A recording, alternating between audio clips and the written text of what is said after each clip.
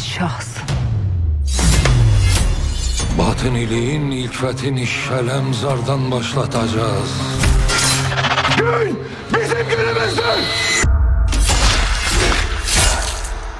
Batıniler Şelemzar'ı işgal etmiş.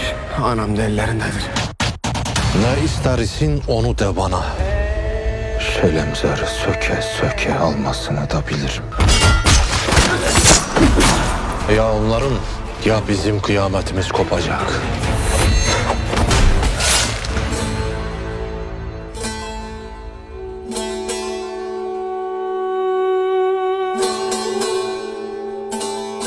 Açasın yüzünü.